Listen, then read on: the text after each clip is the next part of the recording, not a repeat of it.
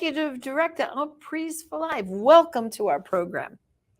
Well, did you ever think about what you could do outside an abortion clinic? Besides, of course, there's people who go out there and pray, which is a very important thing to do. And we have the 40 Days for Life campaign, which again is wonderful. People praying outside the abortion clinic, praying for the moms, praying for the babies that are about to be killed. But you can take it one step further.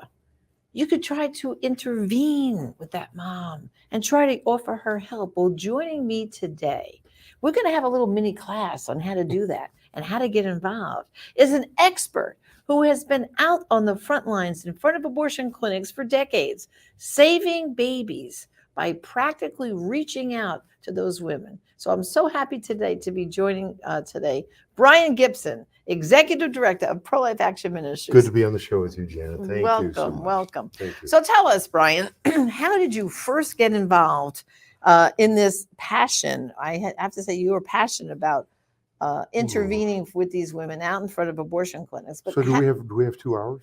Well, you're going to have to tell it quickly. The short story. The short story. How did you get involved? Well, first of all, I grew up in a very profoundly pro-life family, very profoundly Catholic family, very faith-filled parents. I'm one of 9 children. Wow. I'm the third from the oldest, and I had a younger brother who passed away 2 years ago now. But Matthew was mentally and physically handicapped, and Dad's witness to us was that God had given us a special gift in the family.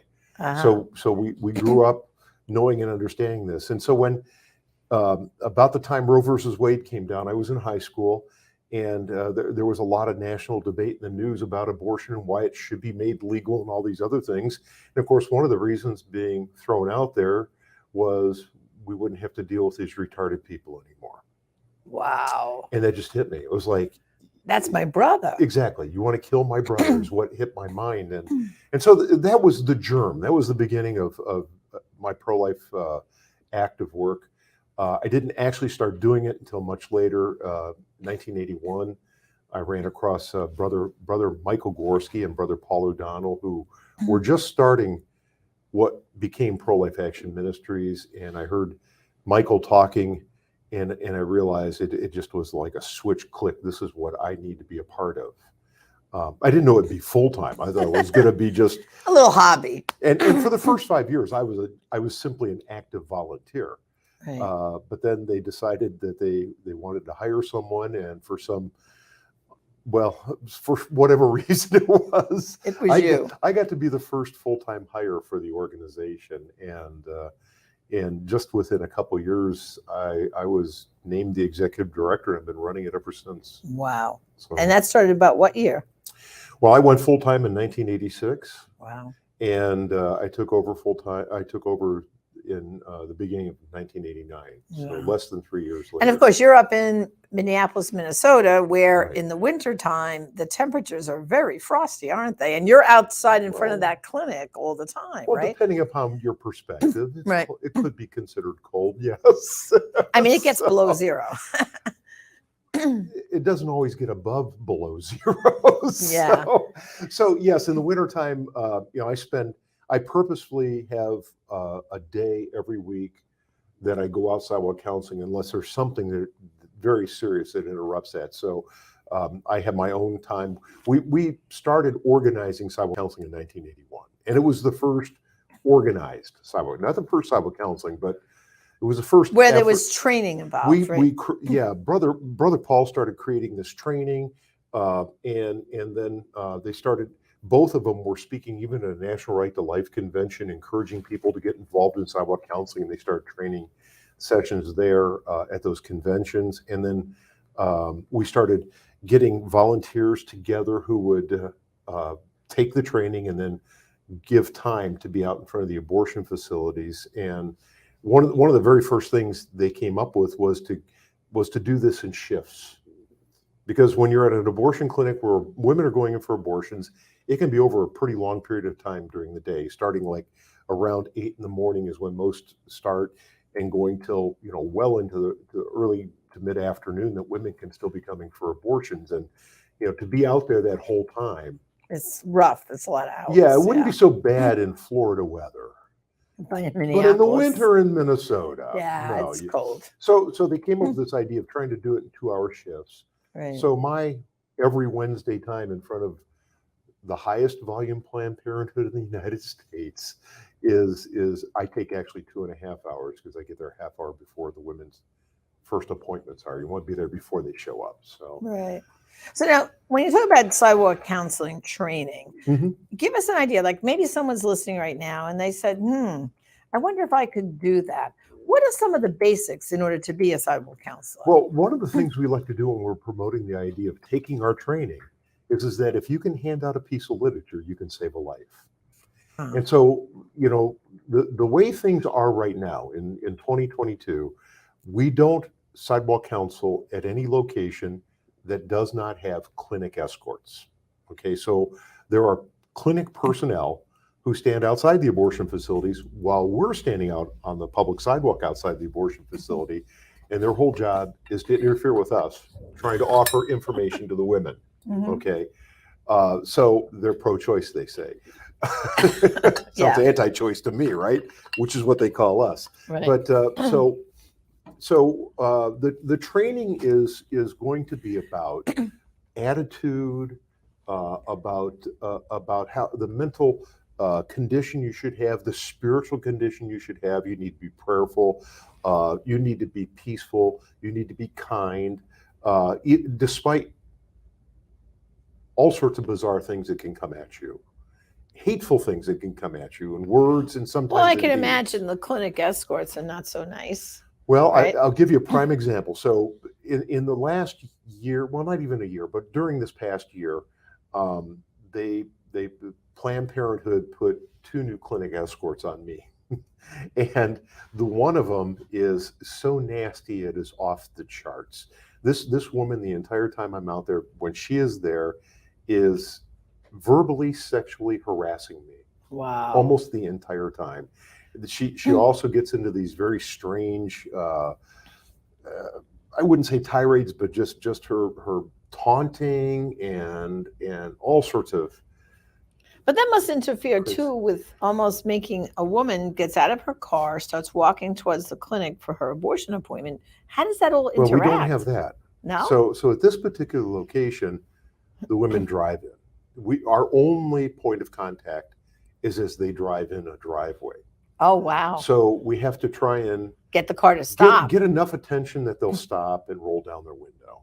Wow. And then we only have precious few moments Oh, because 10 seconds maybe. if that, Yeah. 2 seconds it may be, because the clinic escort's now going to be coming to the window where I'm already standing and yelling at the woman, trying to keep her from even hearing what I'm saying. Right. And of course, telling her the whole time she's got to drive, she can't block the driveway, whatever. There's nobody to block. But so again, you have to have the training is really how to deal with these situations. Right. When you have those few moments, what do you say that's going to have the opportunity to grab that woman's And well, heart? what do you say? Because I Well, know you've let- saved quite a few babies. So well, let me- what do you say? Well, let me back up before the saying, because Okay. the first thing I'm doing is I'm smiling Ah, and waving. I want to get their attention. right, I want to be friendly to them. right. I want the women to see that somebody friendly, I'm an old white guy out there standing on the So sidewalk. you want to know. wave and So smile. I don't want it. And of course, the caricature, which unfortunately has been produced by some bad actors in the pro-life movement in the past, especially, the caricature is we're hateful and we're screamers and we're all. Right. I don't do those things, but so you gotta be presentable. Right. This woman's coming to a place to deal with what she thinks is her problem, and this is the good place to go to take care of it, your right? problem. And yeah. unfortunately, Planned Parenthood has this amazingly good image for too many people. So, how do you counter all that? Well, all you can do is be kind and smile.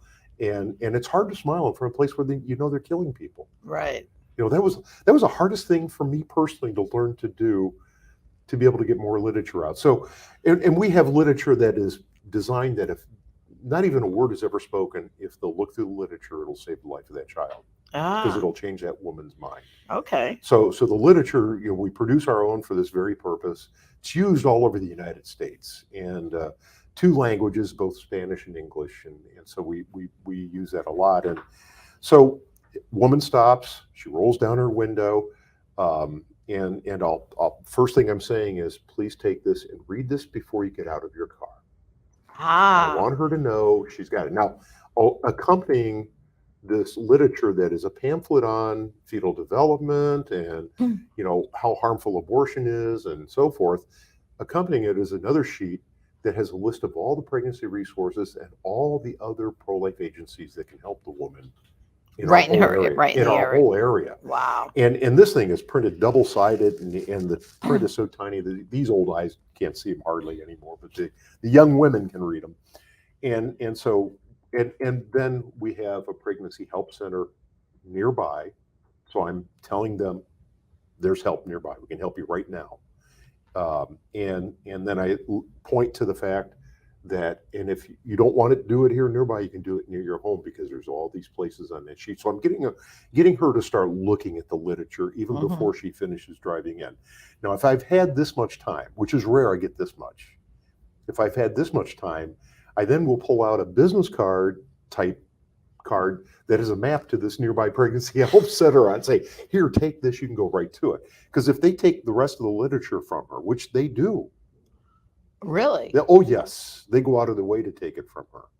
I'll get to that in a moment. All right. But if they take everything else, she still can have this little card, and that can be enough. Yeah. That can be more than enough, because if you get to the pregnancy help center, So, there's what's great your help. experience there, Brian? Because now you got her to roll down the window, even though this other person is screaming Yeah, at the this two of you. works even with people who have never seen cranks on windows. Okay, so she's got the window down. You handed her that. Right. Then what happens? She normally puts the window up and she drives in. Well, again, if there are no escorts, and there have been some times when they don't show up, so Well, this that's gives good. you more time, right? If there are no escorts, I'm going to get more time, and I'm going to start telling her to make sure she sees her ultrasound. I will tell her not to go in. Please come out now. We can go over right away. But if she still drives in, we want her to know that she should look at her ultrasound. Let her know that Planned Parenthood start, kind of put that germ, that seed in there, that Planned Parenthood is going to try and hide this.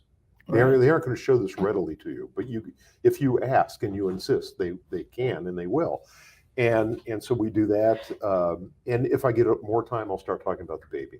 I want that baby to become humanized for her. Right. It's real. So yeah. so one occasion I had a woman who was actually walking up from the bus stop, which is very rare, but this woman was walking up from the bus stop. So I went out and greeted her Mhm. a half a block away from Planned Parenthood. Better to talk as far away Oh, as far away as possible. possible. As Yes. far away as possible. So I went over to go talk to her, greeted her. She's walking toward Planned Parenthood, and just started talking to her about her situation. I started asking her, I'm asking her very personal questions out on a public sidewalk, but she's answering, and started talking about, I asked her if she was going to Planned Parenthood for an abortion. She said yes. Many will not tell us that. Many will lie to us Yeah. because they just want to get by us, right? Right. So, or they'll tell us the reason they're having the abortion is some extreme situation, like I was raped or something. Again, most often that's being said just so we shut up and they Right. quit talking to them, Yeah. right? Doesn't work, but they try. And this is all part of our training. We train, these are all the different scenarios. Here's the things you can hear. Here's what you need to say. So we'll start, I started talking to her about her baby and started talking about her boyfriend. Mm. And she said, well, I've got 2 children with him already. I said, well, you got 3. Right. The baby already exists. Right. And she stopped for just a moment, hesitation, and then agreed with me. Yeah. So now I knew I'm in a good spot with this. And so I started talking about her boyfriend. Is he a good dad? And she started saying yes. I said, will he provide for you? Will he provide for the baby? Will he help care for the baby? I just started asking all these questions about what he would do for the baby. Very And I good. kept bringing the baby in. Will he do this for your baby? So did you get her not to go in the clinic? No, she still went in. Oh, no. 90% of the babies saved that we have, the woman still goes into the clinic. Really? Yes. See, I would think once they're in, that's it. It isn't always. And that's why we always hold out hope that something we've said, something they've received, something they've read Yeah. will still So, trigger. so tell us before they about come that back. scenario But now. she came out much quicker than most. Uh-huh. So she feels obligated to go cancel the abortion appointment. Oh, wow. And that's what we find a lot of too. They go in because they want to cancel their appointment. They Look at that. I got an appointment. Uh-huh. I can't just leave a doctor's appointment behind. That's their thinking. Right. So she came out very quickly because she was not going to go through with the abortion. And I was pretty confident she wouldn't as she went in. I Mhm. really was with this one, but you never know because some, like you said, once they get in there, Well, they're being coerced then. they're being sold the abortion, right? Of course. Yeah. So that situation turned out to be a baby save. It was just absolutely wonderful. As she came back out, I started talking to her about all the help that's available and offering to take her someplace. She was saying, we don't need any help. We're okay. Wow. I just needed somebody to tell me it was okay to have the baby. Imagine. Oh my goodness. So with the ones though that go in, and like you Mhm. said, some time goes by Mhm. and God only knows what is that final thing what happens for someone like that when they come back out? Do they come to talk to you? What do Most they often, usually yes. do? Most often they do. Now, again, just because of the logistical layout of this particular facility, Mhm. the parking lot is deep on their property to be away from us on purpose. When they built this place in 2010, 2011, they built it to thwart our sidewalk counseling efforts as much as they could. Right. Because our old location, we had readily access for the women going in, and we were just saving a ton of babies at this place. So they built this to make it more difficult. God's got better plans, and it hasn't always worked their way, and God does His thing. So what they'll do is they'll be driving back out. They'll go to their car and they'll drive back out, and not always are they planning to stop, but they'll wave and smile or something like that, and then we'll try and flag them down again. And most often they'll stop and start talking to us. Of course, now the clinic escorts, It's coming are over. screaming at them to get out of the driveway again. You can't stop in it. Oh gosh. There are no other cars coming, but you're blocking the world's traffic or Yeah. something. So at So they that do that. point, So then are I'll they just, going to the pregnancy center then? Or sometimes not. What I have found is that a lot of the babies that we have documented being saved over the years, and I don't have statistical numbers, so I can't give you Right. percentages, but there are plenty where the woman just simply needed to know that somebody thought enough to care for her baby, and she can take care of the child. She Wow. needs nobody else's help. She never needed anybody else's help, but fear was driving her into the abortion facility. But then there are those that actually need a lot of concrete help, a lot of financial, medical, Right. housing, transportation. well, on the pregnancy help daycare. center, they'll be able to give them all And that. we make sure that we have the relationships with these help centers, and we have great confidence in the good work that they do. So we hand them off to those help centers very quickly. Now there are times where we have to financially help out ourselves directly, and we will. But most often it's the pregnancy help centers that handle Yeah. everything at that point. So do the pregnancy help centers then contact you because they say to you like, oh, today at the center we got one of these women who were at Planned Parenthood, No, or no. they don't tell you? No. The pregnancy help centers, most of them are becoming medical clinics, which Yeah. is really good. That's they are. great. Yeah. But because of that, they also abide by HIPAA very closely. Maybe a little more than I think they should, but that's not my call. It's their call. Oh, I see. So they can't tell you. They Yeah. they won't tell us because they believe that would be a patient confidentiality thing for them to be telling us something about a patient of theirs now. Right. We brought them there, Right. but they were never ours. They were never theirs, but Right. that's how it's handled. And that's okay. I have no problem with that. Again, part of our training, we train our sidewalk counselors that when that's the situation, make sure you get all the information ahead of time. You're Right. getting the woman to go over there, get her number then. Right. Find Yeah. out who she is. So you get her can phone follow up number. with her. Yeah, I'd like to call and see how you're doing, make Doing. sure everything's going good. Right. You become fast friends. Yeah. And because she's made this very fundamental emotional decision and she's relieved. Right. And you're the person that just helped her make that relief-giving decision. Not to So now kill we're her friends. Yeah. Yeah. That's great. And so we do try to follow up as So much how as we can. so how do you document the baby saved? Like say last year, okay, 2021. 60 some, yeah, I'm not sure the number. We're almost at 3,600 babies that we've documented saved over the years. We have a triple criteria. Okay. Mhm. So the first one is you have to have clear knowledge the woman was going there for an abortion appointment, a scheduled abortion appointment. Right. Okay. Now that may sound funny to some people out there because they're going to an abortion clinic, but most abortion clinics do a lot of other things, birth control and Right. STD testing and Right. cervical cancer checks and stuff like that. So especially at a big Planned Parenthood where half the volume of those walking in are not there for an abortion. So that's the first thing you got to Mhm. know. So you ask, you talk to them about it, and so forth. The second thing is that when there's got to be something that was because of our involvement that caused them not to have the abortion. Right. So the literature, a sign, something we said, we took them over to the Pregnancy Help Center, whatever that might be. So we want to have a clear indicator that it was something we did, because some women won't have abortions because of other reasons. Often we find that a woman won't have abortions if she finds out she's carrying twins. Really? Now, she would have aborted a single baby, But for two. but she won't abort two. And so that woman may have not heard a thing we said, not taken any literature, ignored us on the way in, never rolled down a window, whatever, and then comes back out not deciding not to have the abortion. So that one we would not document as a baby saved, but it's a baby saved. Right. It's, Obviously. praise God. Praise God God saves saved- all these babies. We just document the ones Help we had involvement. So, and then the third criteria is that we have very great confidence that they have decided not to have the abortion and they won't go through with it. They won't come back later. Right. Now, we have had a few that we've had to take off the list because they did come back later.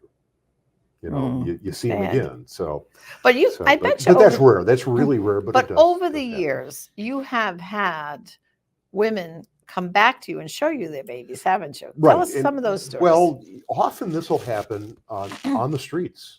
So we're out in front of the abortion facility. We're out there praying and so forth, and the woman will drive up or walk down the sidewalk, depending upon the location, and they'll stop. They'll roll down the window. They'll have a child in the car. It could be an infant, or it could be right. a toddler or older, and she'll just be all smiles and say, "Hey, I didn't even talk to anybody on the way in, but I want you to know, or when I left, I didn't tell anybody, but I want you to know, you guys Help me. made the difference, and Yeah. and we're so happy and grateful." That's and, great. That's it's awesome. always with big smiles. So Yeah. that helps a lot when you go for hours out there, or weeks In the at a sweltering time. heat of the summer, Yeah, in the 'cause- freezing cold of the winter. and the abuse. Yeah. The abuse, because people will come. Now, I have no signage. I don't like signage when I'm sidewalk counseling. I Right. don't want anything that's going to interfere with the opportunity to talk to someone. Right. So, Yeah. even this is also part of our training. Now, the signage part, we do allow for sidewalk counselors to have signage, but we ask that they not be carrying them. Get them Right. away from you a little bit at least. Right. Sometimes, but if you're going to have signage while sidewalk counseling, have it focused on what can help the woman. Right. Don't have pictures of aborted babies, for that purpose. I Right. believe in those and using them, but not at this Not at this moment. not at this moment, because we Right. want this woman, again, we want to get in that conversation, and we can't do that if it's Right. driving her in. Yeah. We can drive her into the abortion. I can start yelling at her, drive her right in to go have her abortion. Right. Last thing I want to do, right? Exactly. So again, even with signage, so signage like this, now we're going to have signs, might have pictures of, we have some signs that we use sidewalk counseling where it's a picture of a young child or an unborn baby, some of those beautiful Life Institute photos, or a picture of a young woman who's showing that she's strong and capable with a child in the arm, that type of thing. And then the free help is on the signs and so forth. Things like that. Yeah. So if people are interested in wanting to be trained to be a sidewalk counselor, let's say they don't live in Minneapolis, can you still help them? Well, we can. We keep in contact with sidewalk counseling groups all across the country, Ah. and sidewalk counselors are doing this. And there's a large national group now called Sidewalk Advocates, and, Mhm. and they do a very good job as well. So there's the training that's available is all around the country is much better than it's been in decades, and it's really Yeah. good right now. And And what's your website? PLAM, Uh-huh. short for Pro-Life Action Ministries.org. Okay. So PLAM.org, very simple.